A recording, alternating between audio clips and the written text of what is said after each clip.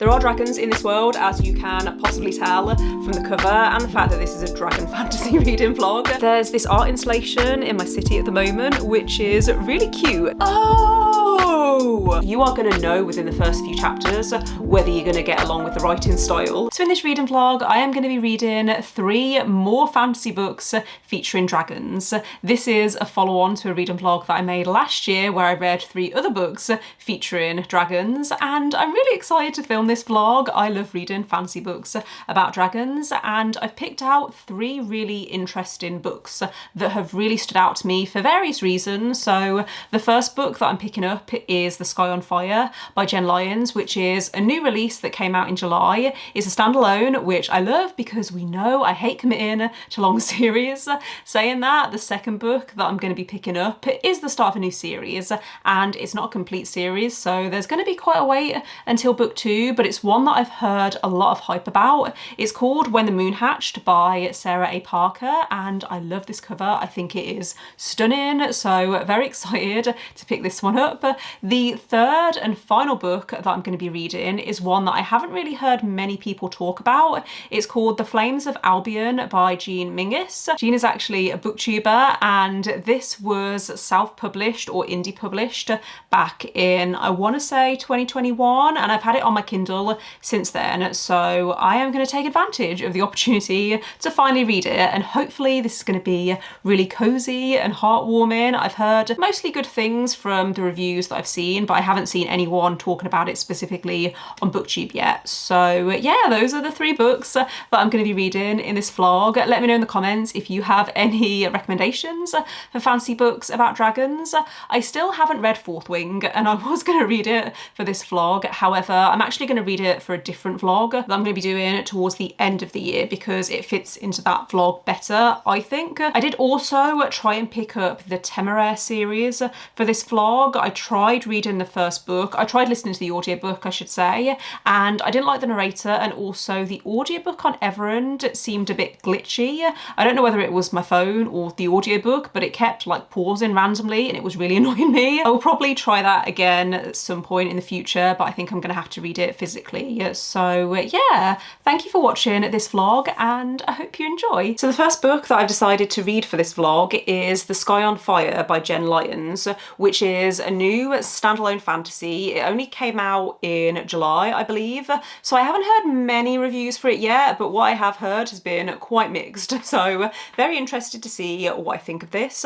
I'm at the end of part 1, which is I think about 13% of the way through according to my Kindle, and so far it's okay. I'm kind of on the fence about it because I feel like it really drops you into this world with these characters, and I think I need a little bit more time to see how it's going to develop and what direction it's going to go in. I know that this has a heist, that's all I really know, but now that I'm 13% of the way through, I can tell you that this is set in a world that is split into 2 halves. So you have the Skylands, which is like above the mountains or like the mountaintops, and that's where dragons rule. You then have this place called the Deep, which is essentially Earth. So that's where you have jungles and rivers, things like that. I think you kind of get the idea that you have the sky and then you have the Earth.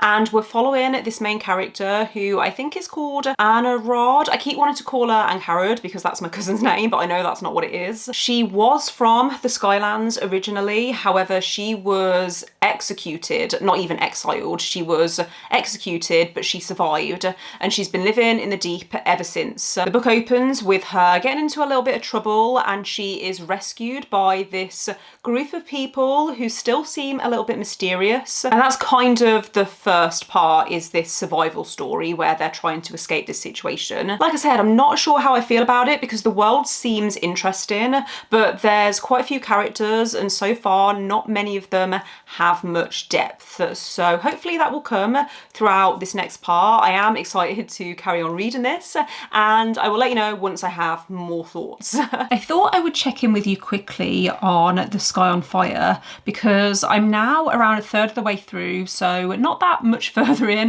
than the last time I spoke to you, but I have some more thoughts and I want to get them out of my head before I forget them. This hasn't been what I was expecting so far, and I'm having to really readjust my expectations because I am sure at some point I heard this being referred to as a romantasy, or at least that it was going to have a strong romantic element.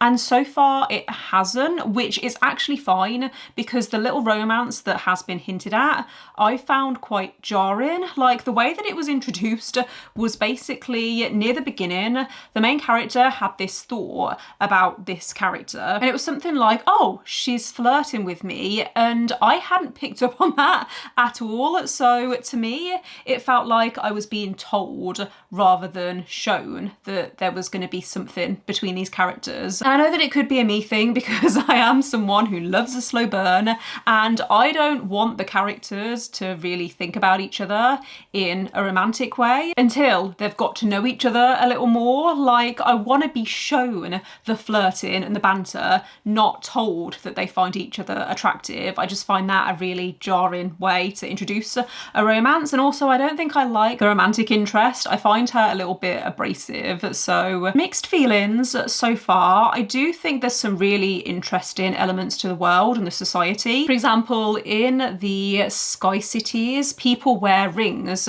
to let people know on site things about themselves. For example, their gender or whether they're in a relationship, and then also things like their career. So that I think is really interesting. I think there are some really interesting ideas in this. Our main character also has the ability to communicate with animals and even take over their bodies, which again, really interesting. The plot does feel a little bit all over the place though at the moment. It actually reminds me a little bit of The Hobbit randomly, not in terms of the writing style is completely different, but we're following this reluctant main character who's being drawn into this heist where they're going to steal a dragon's hoard, and there's distinctive steps along the way, like we're moving from one thing to the next, and it does feel very distinctive in the structure. It's okay so far, I am enjoying it. I'm just hoping that I grow to like the characters a little bit more because yeah, so far I'm not the biggest fan, but if this does focus more on the world and the society, then I think I can still really enjoy it. I thought I would take you with me on my walk today because I'm heading round by the river, and there's this art installation in my city at the moment which is really cute. They've done this before actually. I'm sure I spoke about this in a vlog, but yeah, a few years ago they had elephants in town, and this year they've got these penguin statues. They've got tigers or something in Birmingham at the moment as well, but basically the statues stay up for the whole of the summer, and then at the end they auction them off for charity. So it's all for a good cause, and yeah, I thought I would take you with me today and show you some of these statues as I walk along the river. I am feeling very low energy today because I went for a run on Monday and also yesterday. It's currently Thursday, so my plan is to try and go for a run tomorrow as well and stick to that schedule up until my 5k run in August. I spoke about this I think in my last vlog, but yeah, I'm planning to do a race in August and I don't feel very prepared for it at the moment, so I'm trying to keep up with my training and it's going okay so far, but I'm trying to do exercise in between my runs that's more low effort. So going for a nice relaxing walk along the river sounds perfect. I might do some yoga tonight as well. What I do want to try and do tonight though is finish The Sky on Fire. I am currently around 60-something% of the way through and it's fine. I'm feeling a little bit underwhelmed. I think the main issue that I'm having is that there's too much going on. There's too many different elements and none of them are being particularly well developed. For example, we have this heist plot, but that doesn't really feel like the focus of the story. I feel like this book's main strength is the world. The world is so interesting. I love the idea behind this society that's ruled by dragons and then humans are their subjects. There's been some really interesting discussions around the relationship between humans and dragons and how humans are treated by dragons, and I wish it was leaning more into that, but because this is a standalone, I feel like there's just not enough time to develop things properly. So at the moment it's feeling like maybe 3 stars, but it depends on how things wrap up because yeah, I've already spoken about the characters and the romance. I'm just not that invested in them, but the plot and the world world I think are kind of cool. So hopefully this has a strong ending. If the author were to publish more standalones within this world, then I think I would be interested in reading them. And I know that they also have a series called Chorus of Dragons. That's what it's called. The first book is The Ruin of Kings, and that's been on my radar for a while. But based on the writing in this, I'm not sure whether I should pick it up. I have heard that that's much better though, so maybe I will. But anyway, yeah, I'm gonna go for my run. Not my run, I'm not going for a run, I'm going for a walk, and I will take you along with me and show you these lovely penguin statues.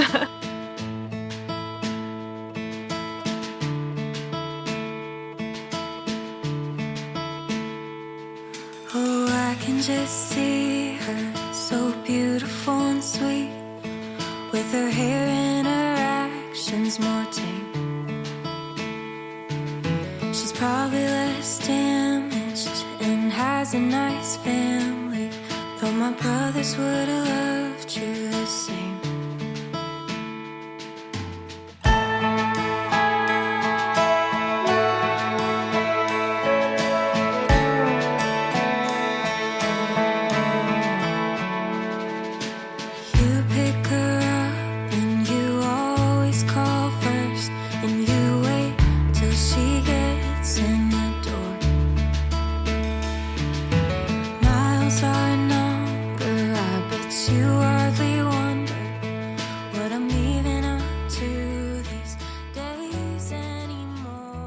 Hi everyone, happy Sunday. I have a few reading updates that I need to go through with you because I've now finished a book and also started a book. So starting with the book that I finished, The Sky on Fire by Jenn Lyons, I'm going to give 3 stars.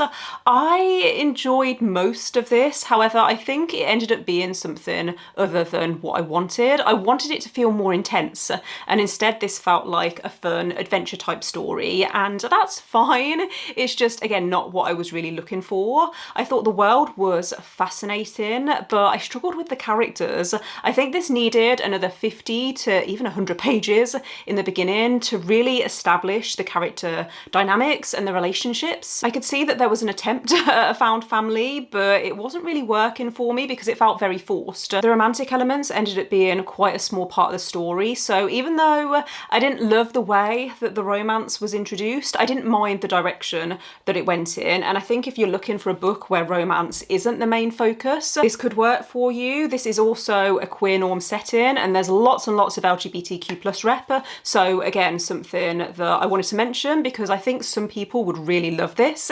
It just wasn't the tone that I wanted. There was a lot of humour as well, which again is something that's very subjective, and it didn't quite work for me. So yeah, 3 stars.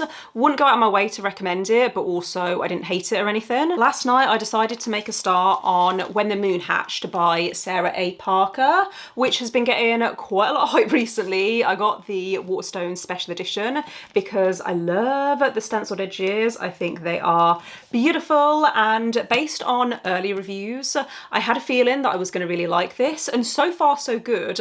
I like how at the beginning, I'm 20% of the way through by the way, I don't know if I mentioned that, but so far in this beginning section, it's really focused on world building, and it feels more fantasy heavy than romance heavy. Like there hasn't even really been any romance yet, which is my kind of fantasy romance. So really enjoying this so far. Really like the world. It's set in this world that was created by these gods, and the people of this world, some of them can harness powers from the gods, and they have like an affinity with either one or multiple gods, and then there are some people who don't have any affinity. Our main character is part of this rebellion who is trying to overthrow the monarchy from what I gather, and she's not the most instantly likeable main character. She feels a bit reckless, and there's been a few situations where she's handled things in a way where I wouldn't have handled them, but I think that she could grow on me. I think that there's potential for me to really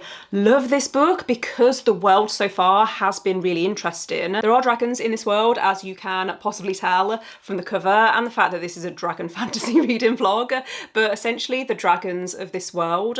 We don't know too much about them yet, but there are dragon riders, and when dragons die, they go up into the sky and become moons. These dragons used to then fall from the sky, however that hasn't happened in a really long time. The writing took me a little while to get used to because it does feel more flowery than I personally prefer. However, I feel like it's just adding to the general atmosphere of the book. So very excited to be reading this. Like I said, I think earlier, I'm about 20% of the way through. I'm on chapter 25, so it's also reading quite quickly.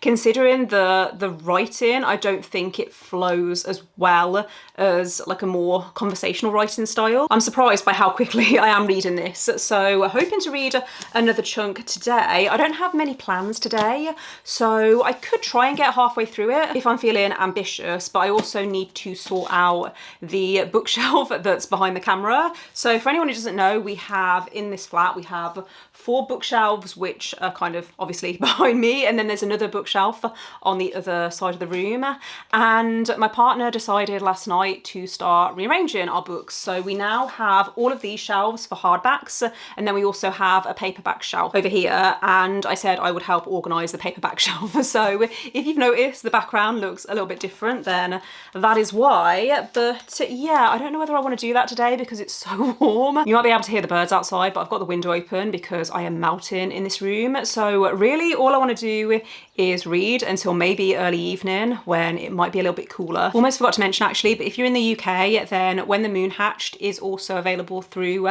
Amazon Prime Reading. So you can read it on your Kindle and it's part of your subscription, which is how I'm reading it. So yeah, just something that I wanted to mention if you have been interested in this book.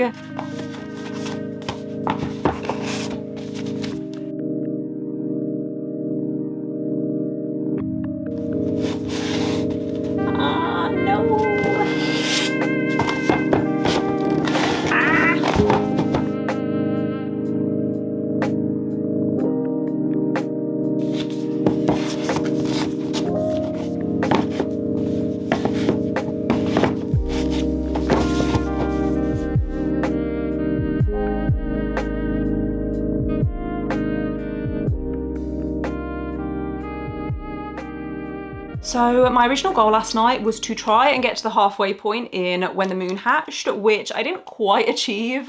According to my Kindle, I am now 44% of the way through this, so almost there. I almost did it. And I am so happy to say I'm really enjoying this so far. I had a feeling that I would, because all of the reviews that I saw talked about how this is very heavy on the world building, and that's something that I do look for in fantasy, including fantasy romance.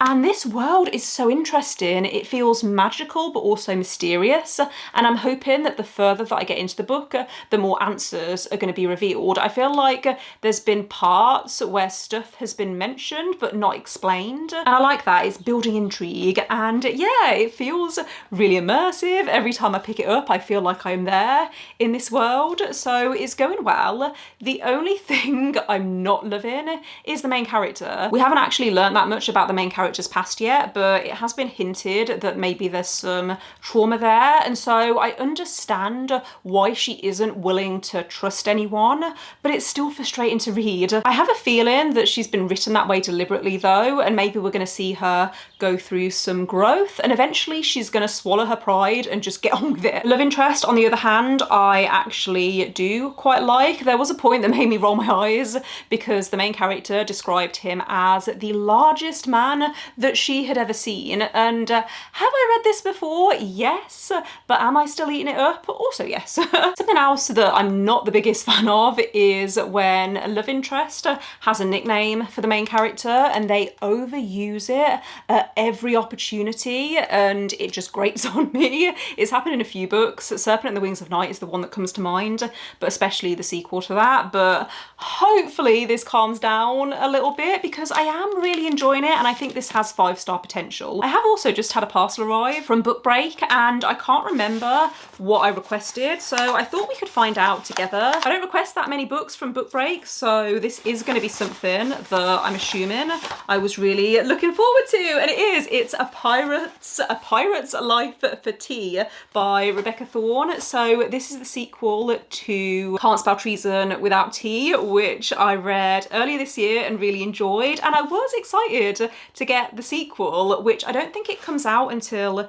later this year, October 2024, as you can see on the spine. Hopefully I can get to this soon, but yeah, I really enjoyed the first book and I am excited. I feel like this is going to be a nice cozy autumn read. I am over halfway through When the Moon Hatched, and considering this book has very little plot, I'm reading it a lot quicker than I was expecting. I say it doesn't have much plot, but what's happening is we're getting these scenes and stuff is happening, but it's contributing to the world building or the character development rather than to like a wider plot. I think I'm getting to the point now where we are learning what the wider plot is going to be. It's interesting, I am enjoying it, however, I'm still not enjoying the main character. The main character is like the worst. She's actually embarrassing herself at this point, and it's so irritating to read. I can see why some people hate this book, because I do hate the main character. Obviously hate is a strong word, but she is infuriating, and there have been some scenes where I've just outwardly cringed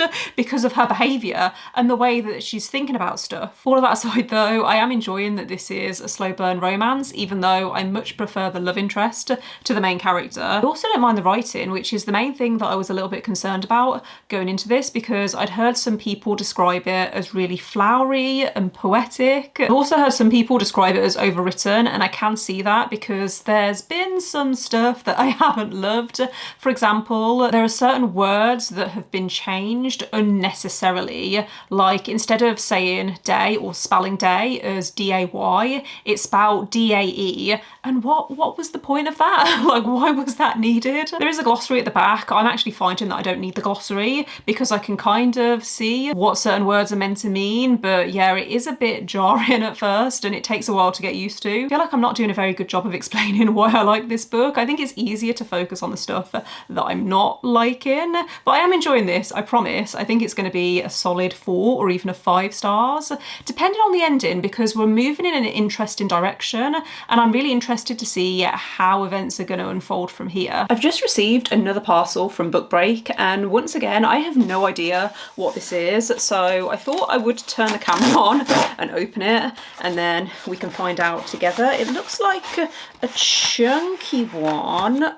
Oh! Okay, I'll calm down. This is one of my most anticipated releases of the rest of the year. It's the next book in the Crowns of Nyaxia world, The Songbird and the Heart of Stone by Carissa Broadbent. It comes out in November, and you can probably tell I wasn't expecting this. I remember requesting it, but yeah, I wasn't actually expecting to be sent a copy, so this is really exciting. I really want to read this now, but I'm not going to. I'm going to wait. I think I'll pick it up in October, ready for the release in November. I'm so excited. Thank you so much, Book Break. I feel like I've been really spoiled this week. 2 arcs in 1 week. How is this happening? I have actually now finished When the Moon Hatched. I finished it last night, but I feel like I need a few days to process my thoughts. I got to the end of the book and I thought, enjoyment-wise, that was a 5 stars.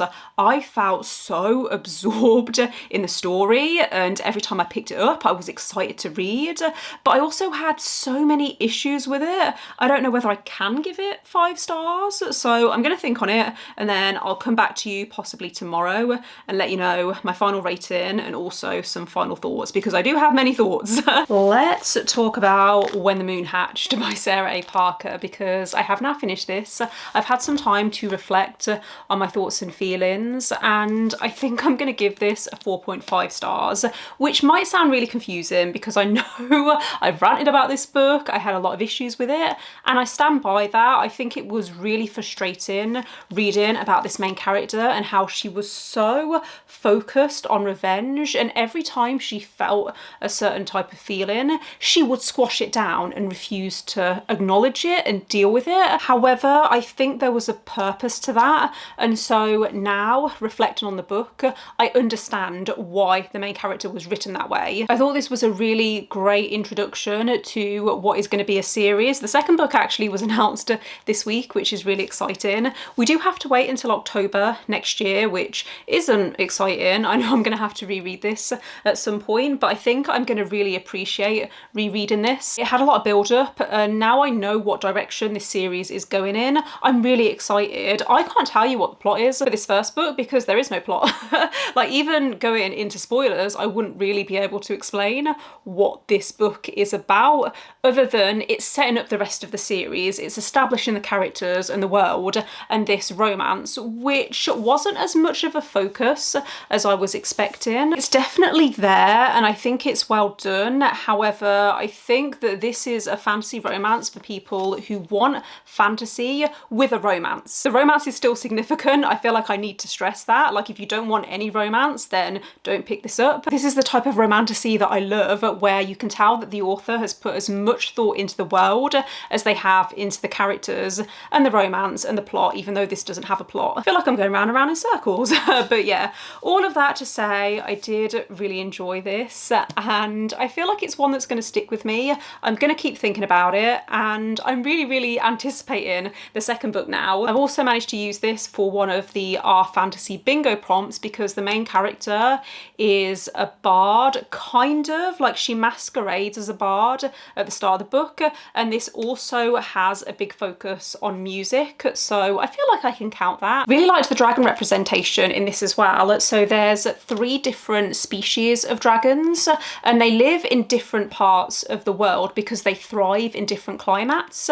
They are more like wild animals rather than like more humanoid. I'm trying to think of an example. Like the last book that I read, The Sky on Fire, the dragons in that can actually communicate with humans, whereas in this they don't speak or anything like that. So just to set expectations, but I do like this type of dragon representation. It reminded me a little bit actually of House of the Dragon, which I'm watching at the moment. I'm not saying this is like Game of Thrones or House of the Dragon, actually. I feel like I need to better explain that, but just the way that the dragons bond with the humans, the bond that they have, I think is more reminiscent of House of the Dragon. So if that's what you're looking for, then again, would recommend this. Just had to delete some stuff off my memory card, so apologies if the camera angle has changed, but I have now made a start on the final book that I'm reading for this vlog, and that is The Flames of Albiyon by Menzies.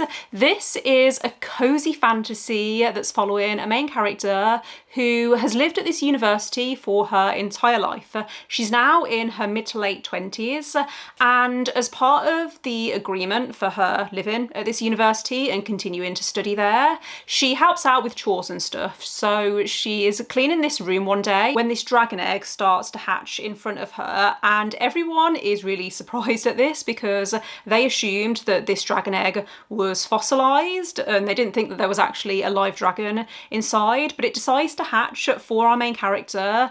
And the rest of the book so far, I'm only about a third of the way through, but so far this has been about our main character accepting that this is happening. And there's also another dragon rider who comes to this university to help her understand what it means to be a companion of a dragon. What I'm finding with cozy fantasy is that I need to feel invested in the plot. There has to be something about the plot that's gripping me, and so far this is very cozy, it's very heartwarming, but there hasn't been much plot, and even though I like the characters, I don't think they have a lot of depth.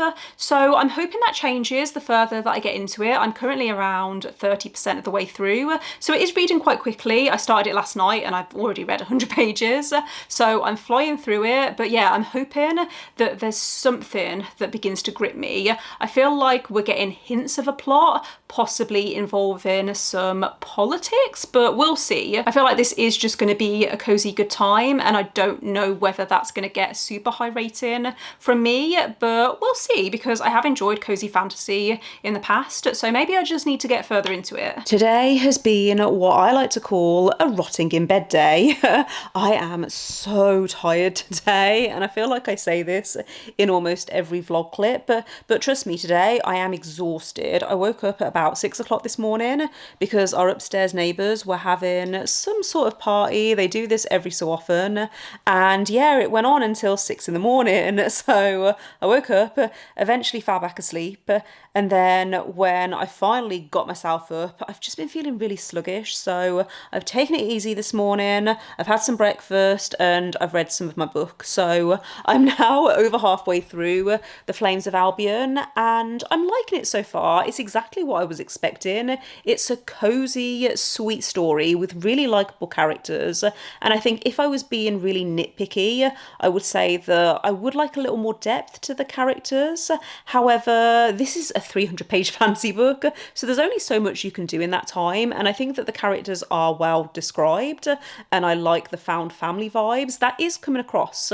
And what's also coming across is the Scottish influences, especially in the way that the setting is described and the dialect of certain characters. I feel like I'm picturing Scotland as I'm reading this, which is really nice. It feels very grounded. I feel grounded within the setting, and that's what I want from a fantasy book. So yeah, I am enjoying this, considering I'm over halfway through. I don't know what direction the story is going in, but this isn't really plot driven. I'm appreciating how much history we've got to this world though, and how it used to be a monarchy and is now parliamentary. I feel like I'm using the wrong words there. You can tell that I'm tired, but there used to be a monarchy, and then that was disbanded and a parliament was formed. Every so often, the older dragon will tell stories about the past and this figure within history who was a figure for change and who brought about a lot of changes within the world. It feels very fairy tale-esque. I think if you like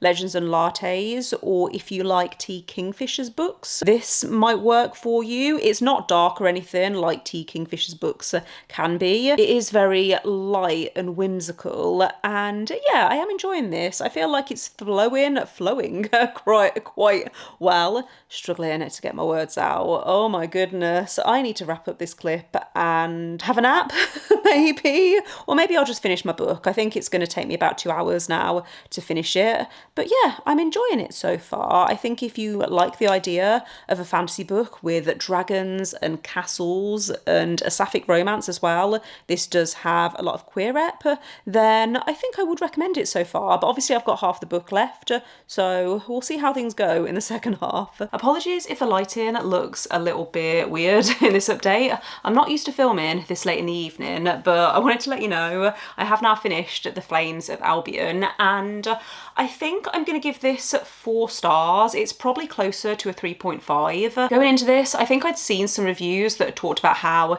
this is the first book in a series, but I assumed that it was going to wrap up like a standalone. I assumed that the main plot points in this were going to have a satisfying ending, and then maybe later books would deal with other areas of the world for some reason. I don't know why I thought that, but I got to the end of this and it just kind of ends. I don't think this needed to extend past this first book. I think that the plot for this could have wrapped up within these 300 pages. I think maybe it would have needed another 20 pages actually, but I feel like it's kind of obvious who was responsible for certain things towards the end of this book. Obviously I'm gonna be vague because I don't want to go into spoilers, but essentially the plot for this revolves around a potential threat to these characters and this peaceful life that they've been living. I feel like that could have been wrapped up in another 20 pages, so I don't think I'm that fussed about reading the next book if or when it comes out. This was published in 2021, and since then I don't think I've heard anything about a sequel. There's nothing that I can find online, so I'm not sure whether to recommend this. I feel like this isn't really a book that you pick up for the plot, you pick it up for the characters. I would have liked a little more character development. I think the romance in particular felt a little bit rushed, and maybe it would have benefited from a little more groundwork. Up until a certain point, I thought this was kind of ageless in the way that a lot of fairy tales feel. However, there is one steamier scene between the main character and the love interest. I think that's the only thing for me personally that made it feel more adult, but without that, I think that it would have felt, like I said, quite ageless. Hopefully that review is helpful, but yeah, I thought this was just okay, and if the sequel were available now, then I would probably pick it up, but I don't want to have to reread this. I don't feel like I would get anything else from rereading this if a sequel is announced in the future. So that does bring me to the end of this reading vlog. I am really happy with the 3 books that I read for this vlog because there was nothing lower than a 3 stars.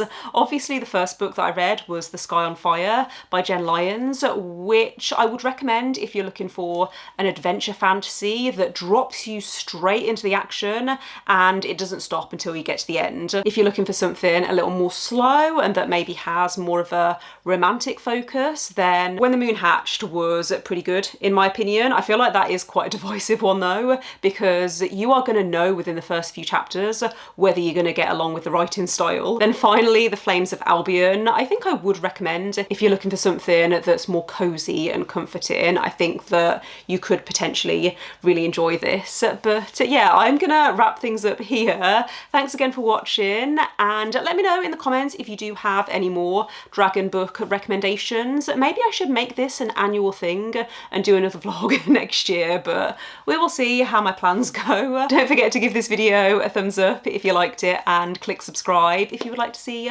more videos from me, but otherwise I will see you next time. Bye.